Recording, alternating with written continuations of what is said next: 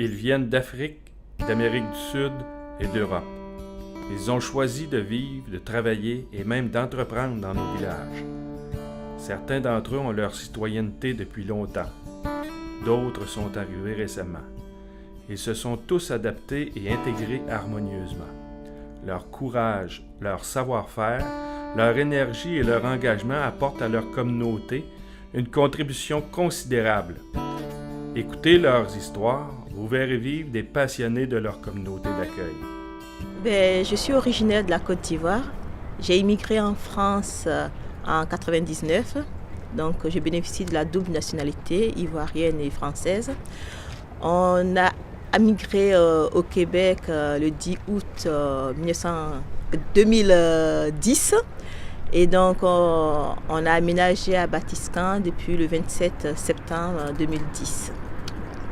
Un peu mon parcours, depuis l'Afrique jusqu'à Batiscan, en faisant escale en France. En 2008, on a visité avec mon époux les États-Unis et le Canada. Et on a eu vraiment le coup de cœur pour la région du Québec. Et on est retourné en France faire les démarches administratives pour venir ici. Et au départ, on n'avait pas choisi Batiscan, on avait choisi la ville de Trois-Rivières parce que je trouvais que c'était un bon compromis. En tant que biologiste, j'aime bien la nature. Et puis, aux environs de Trois-Rivières, il y a facilement des fermes agricoles et mon mari est un fermier. Et le choix de Batiscan s'est imposé à nous puisque mon mari a trouvé du travail à Batiscan. Et quand on est venu ici, on a été séduits par l'endroit. Un dimanche, à la messe, Mélanie est à l'église, à l'arrière. Discrètement, elle le regarde pour voir où aller, dans quel banc s'en aller. Alors, je l'ai invitée, Mélanie, je ne l'appelais pas Mélanie parce que je ne la connaissais pas. Je dis, Madame, venez en avant, ici, il y a de la place, puis tout ça. Et immédiatement, elle s'est sentie à l'aise avec son fils Mathéo. Et c'est de cette façon-là que le premier contact a été fait. Après la messe, on a eu l'occasion de discuter avec elle et de la connaître un peu plus. Et ça, c'était la bougie d'allumage. Il faut dire que depuis plusieurs années, on a ici dans le village une espèce de comité d'accueil des nouveaux arrivants. Alors, on est en tout cas un peu sensibilisé au fait que n'attendons pas que le nouvel arrivant vienne nous adresser la parole, parlons-lui en premier. Et souvent, la glace est ébahi, c'est facile les conversations sont faciles à mener et rapidement, le contact se fait. Vraiment, ce serait être gourmand de vouloir encore mieux parce que déjà, moi, je trouve... Peut-être que mon jugement est influencé par l'accueil que j'ai reçu en France qui était vraiment très froide.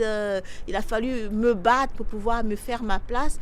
Alors qu'à Batiscan, les portes ont été ouvertes de suite. Les gens sont chaleureux. Il n'y a pas de préjugés. On vous accepte tel que vous êtes. On vous ouvre les portes. On apprend à vous connaître. Et ça, vraiment, je ne vois pas ce qu'il y a encore à améliorer en plus. Je participe, je suis quelqu'un de très actif, donc je m'intéresse beaucoup à ce qui se passe autour de moi. Je pense que c'est la clé pour une bonne intégration. Quand je suis venue, je me suis intéressée aux loisirs parce qu'en France, dans mon village, j'animais aussi quelques petits loisirs. Donc j'avais eu le responsable du loisir pour me proposer en tant que bénévole. Et aussi, j'ai vu la SEB, comme je vois que c'est une institution en matière écologique. En tant que biologiste, ça ne peut que m'attirer. Donc, je suis allée vers eux. Ils m'ont très, très bien reçue. Et puis, je fais partie aussi de la chorale paroissiale. Donc, je pense que je m'implique pas mal. Premièrement, Mélanie, c'est pas une personne gênée. Elle est discrète, mais pas gênée. Donc, on lui demande quelque chose. Ah oui, je suis prête, etc. Ça, c'est un bel... c'est intéressant de sa part. Alors, on sait qu'elle est biologiste et moi, je m'occupe d'une association écologique. Alors, imaginez le cadeau. Une biologiste parmi nous. Quelle chance! Alors, on l'a rapidement invitée à faire partie de l'association écologique de la Batiscan. Première chose. Deuxième chose, à la chorale paroissiale, on l'a invitée à venir à chanter. Elle a dit oui. Ah mon Dieu, tant mieux. Alors, c'est ces deux aspects-là qui fait qu'elle est connue, elle est connue de l'ensemble des paroissiens, connue de l'ensemble des gens de l'association écologique. Alors, rapidement, elle s'est faite, pas fait un nom, mais elle s'est faite comme une réputation. Et l'accueil s'est fait tellement facilement. Je pense que mon expérience d'avoir voyagé, d'avoir vu autre chose, intéresse les gens parce que je travaille en partie pour le soutien à domicile. Je vais voir les personnes âgées chez eux et donc les gens sont intéressés de savoir mes origines parce que c'est visible bien sûr, donc ils sont intéressés de savoir. Et avec les personnes âgées, je pensais qu'il y aurait plus de préjugés. Au contraire, je suis très très bien reçue. Ils me posent beaucoup de questions sur ma famille restée en Afrique, mon parcours en France. Ils sont très curieux et de savoir tout ce que j'ai traversé. Et ils sont très admiratifs d'être partis si tôt de chez moi et d'affronter tout à zéro, recommencer une vie. Les gens sont très admiratifs de ça. Pour ma part, comme je disais, j'ai signé un contrat à long terme à Batiscan parce que je me sens très très bien ici. Pour l'avenir, j'espère trouver un travail dans ma branche qui est la biologie, travailler dans un bassin versant, pouvoir apporter ce que j'ai appris à l'école. Et puis pour l'avenir, j'espère rester à Batiscan parce que c'est mon choix et celui de mon époux aussi, qui est très heureux de pouvoir travailler sur cette ferme où nous sommes. Et vraiment, pour l'avenir, on se voit ici. On se voit ici pour minimum 10 ans. Vraiment, c'est le minimum que je me donne. Et le maximum, on espère vieillir ici, tout va bien, quoi.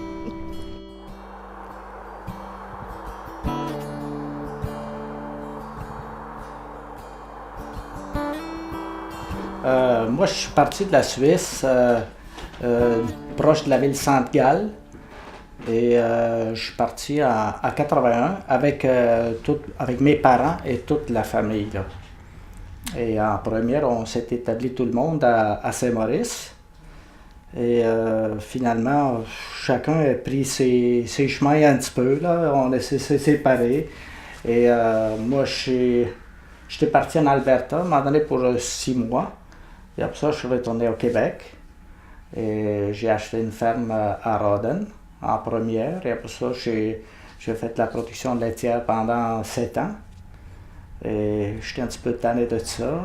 Travaillé 7 jours sur semaine. Et après ça, j'ai acheté un commerce pour installer de l'équipement de ferme à Saint-Narcisse. À la limite de Saint-Narcisse et Saint-Luc.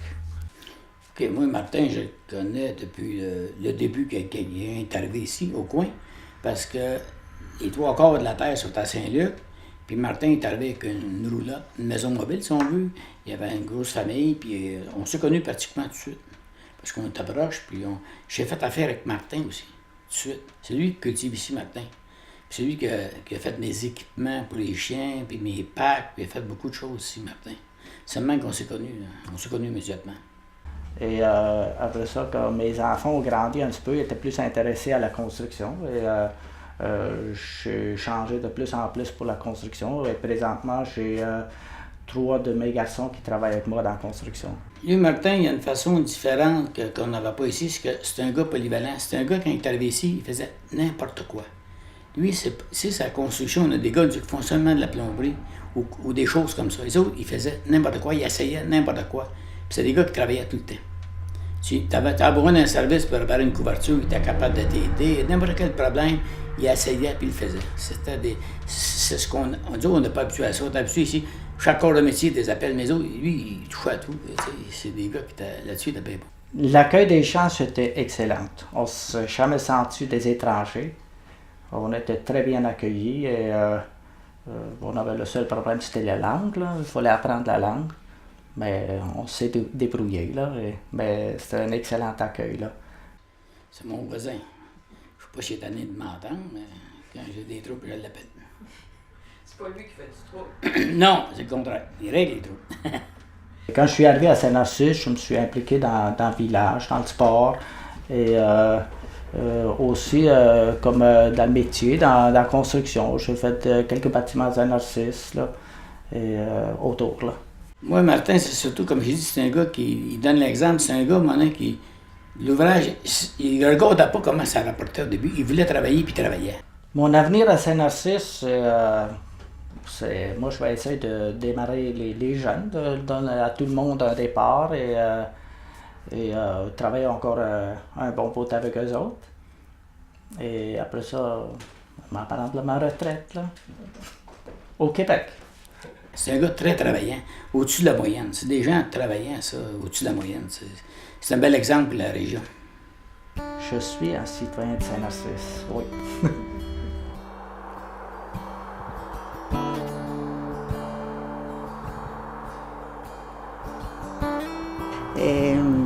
Je viens du Pérou, mais je suis péruvien. Je né à la Sierra, un petit village qui s'appelle Andahuaylas, à Purimac.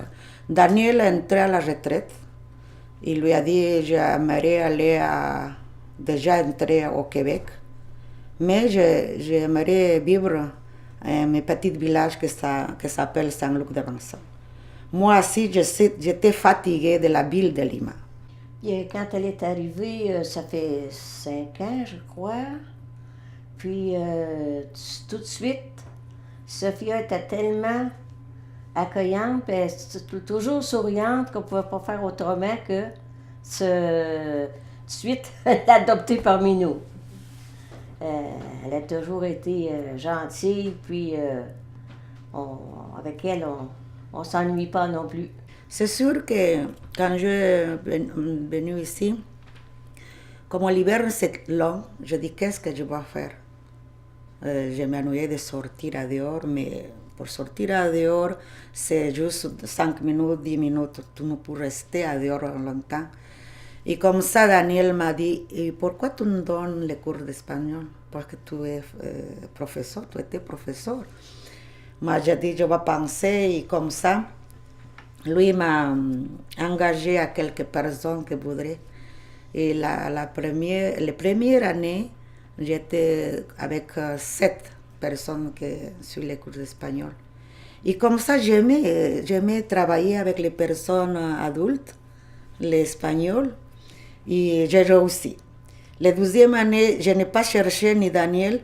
Il y a personne qui m'a demandé mon téléphone pour venir. La deuxième année, c'était comme 15 du groupe.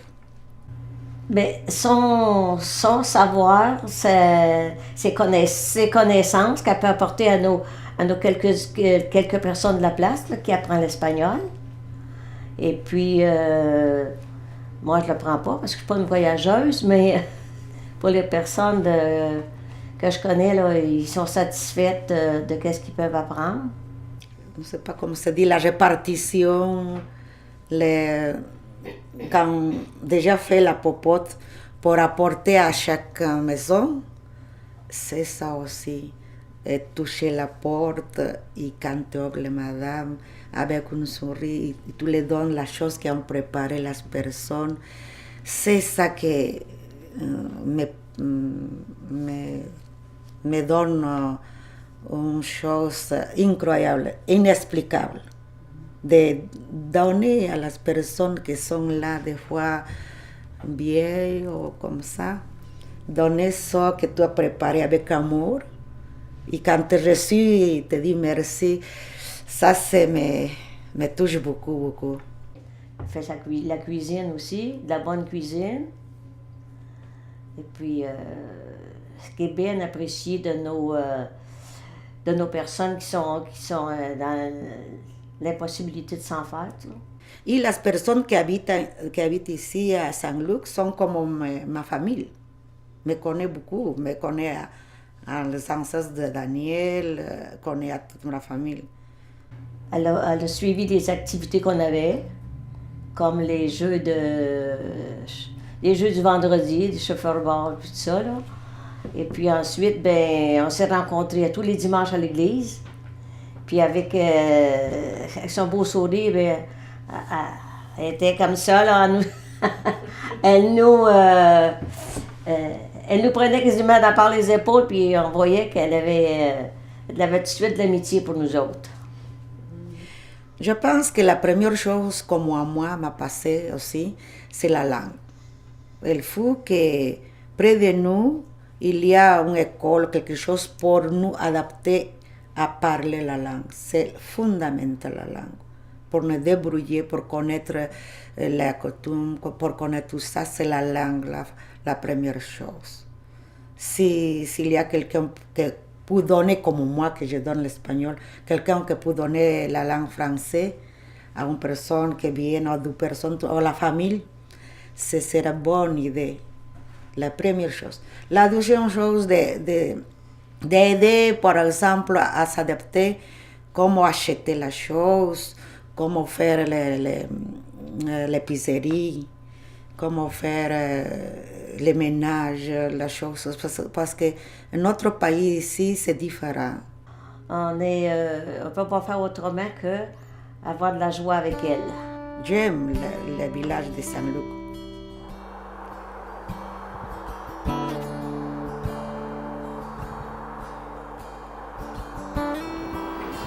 Je viens de la ville de Toulon, dans le Var, en France, mais je suis natif de Rochefort-sur-Mer, d'où sont partis les premiers pionniers qui sont venus d'ailleurs s'installer au Canada en 1605 poussière. Et j'ai grandi à l'île d'Oléron, qui est juste à côté de La Rochelle, qui est à côté de Rochefort. Mais j'ai passé la majeure partie de mon enfance à Toulon, donc sur la Côte d'Azur, pour après venir émigrer 40 ans après au Québec. Pourquoi Sainte-Anne-de-la-Pérade? Question. Eh bien tout simplement parce que moi je voulais rester à Montréal, mon épouse voulait s'installer à Québec. On s'est dit on va prendre une location au milieu entre les deux villes et puis on jugera 6-7 mois après ce que ça donne. Et puis on a tellement bien jugé que ça fait 7 ans qu'on est là et puis on est heureux d'y être resté. Lucien, je le connais. Lui est arrivé à Sainte-Anne-de-la-Pérade, ça fait 7 ans. Et puis moi, ça fait 5 ans que je le connais. La façon qu'on s'est connus, c'est d'une façon très bizarre. C'est un de ses amis qui était un de mes amis, on ne se connaissait pas. Ils nous ont fait rencontrer et puis on a cliqué. Parce que souvent, Lucien, qui a de l'air très sérieux, très homme d'affaires, c'est un pince sans rire. Il aime ça, faire des jokes, mais en arrière des caméras. Donc je travaille dans l'extermination, gestion parasitaire avec M. Jean-Marc Lheureux. On a racheté un centre de pêche, le centre des Grands-Pères sur la rivière Sainte-Anne, et là j'ai un troisième projet qui prend forme et qui est assez fastidieux parce que justement ça demande beaucoup d'investissements financiers et puis personnels. C'est une compagnie d'épandage aérien. Ce sera de l'épandage écologique, c'est-à-dire c'est pour mettre de l'azote dans la terre, etc. Je ne veux pas rentrer dans les détails techniques. Et ça va être avec la compagnie Élie Mistral, qui pour l'instant est basée dans la Beauce, mais je pense qu'il souhaiterait se rapprocher en Mauricie. Lui, il me disait qu'il y avait une tête d'entrepreneur, travailler pour quelqu'un, ça ne l'enchantait pas trop, mais qu'il avait un bon feeling avec moi. Et c'est là qu'est arrivée la proposition de pouvoir travailler pour moi une année. On apprendrait à se connaître, de voir comment on peut évoluer en travaillant. Et si l'année concluante, si je voulais lui faire une proposition pour racheter des parts de la compagnie. Et malgré les petites embûches de la langue, on est deux Français qui avaient de la misère à se comprendre, on a passé une très belle été. On a eu beaucoup de plaisir à travailler ensemble. Et on s'est assis, puis on a regardé, et effectivement, il a acheté des parts de la compagnie. Je travaille, j'y vis, je fais marcher l'économie locale. J'ai pour principe, mais ça c'est un vieux principe parce que j'ai été commerçant en France, de faire marcher l'économie locale avant d'aller engraisser, comme tu te souviens, les grosses multinationales. Parce qu'avoir un quincaillier comme Maurice Lagagnère à Sainte-Anne-de-la-Pérade, d'avoir un métro, d'avoir une SAQ, d'avoir quasiment tout ce qu'il faut pour vivre dans un village, c'est le paradis sur terre. Je veux dire, pourquoi aller chercher ailleurs ce que l'on a chez soi, quoi. Ça, moi je vois les choses comme ça, mais non, c'est un choix de vie aussi. Hein. Même si des fois ça paraît un peu plus cher à prime abord, si on calcule l'essence qu'il faut pour descendre à Trois-Rivières, le parking, le temps perdu, parfois c'est moins cher ici. Ça fait 5 ans qu'on travaille ensemble. Il y a 2 ans, on a acheté un centre de pêche. La deuxième année, cette année, c'était le deuxième hiver qu'on faisait ça ensemble. On dit souvent, en joke avec les gens qu'on rencontre, on est un vieux couple sans sexe. On aime ça travailler ensemble, puis j'aime ça travailler parce que c'est une personne, comme on dit souvent avec les Québécois, il n'y a pas les deux pieds dans la même bottine. C'est une personne qui est capable de se revirer sur un scène. Moi, je trouve ça intéressant, puis c'est une personne qui ne parle pas 50 fois, qui est capable de démontrer ses choses exactement comme je suis. J'aime pas ça répéter. Les gens sont beaucoup moins stressés, beaucoup moins pressés. À Montréal, déjà, on trouvait que c'était assez calme, enfin, dans le sens où les gens ne sont pas pressés, agressifs, etc. Mais arriver en région, effectivement, en comparant ça, c'est comme si on roulait sur une autoroute à 180 km/h en France, et puis qu'ici on se retrouve à rouler à 60 km/h. Donc le rythme de vie est beaucoup plus tranquille, on prend le temps de vivre.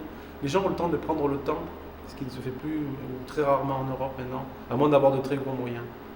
On a fait beaucoup d'activités ensemble et c'est pas mal intéressant. Puis dans l'avenir, son projet d'épandage qui parlait, je suis encore avec, on est encore soudés ensemble. Et puis on songe même, ça c'est dans l'air, là, partir un dépliant ou rencontrer quelque chose pour donner des conférences sur une équipe franco-québécoise. Bon, comme partout, il y a des gens intéressants, d'autres qui le sont moins, ça fait partie des expériences de la vie. La petite chose qui pourrait être améliorée, ça serait un mot de bienvenue du maire. C'est-à-dire qu'on arrive en tant qu'immigrant dans une petite place de 2800 ou 3000 habitants à peu près, et puis on se retrouve là, mais voilà, on s'insère, on rentre dans le système, mais d'avoir un petit visite du maire de 15 minutes, bonjour, vous êtes des nouveaux arrivants, surtout venant de l'étranger, je pense que ça revaloriserait un peu plus ça arrangerait les choses, ça serait plus sympathique, plus convivial, on va dire. À Saint-Anne-de-la-Pérade, ce que Lucien peut apporter, selon moi, c'est l'exemple de débrouillardise, l'exemple d'entrepreneuriat, l'exemple de solidarité et l'exemple de vouloir de l'amitié.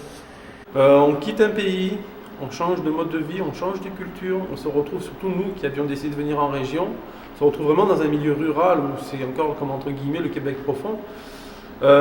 On n'est pas trop aidé et c'est à ce niveau-là qu'il faudrait un accompagnement et je pense que ça motiverait beaucoup d'émigrants à quitter la grande ville pour venir à la campagne.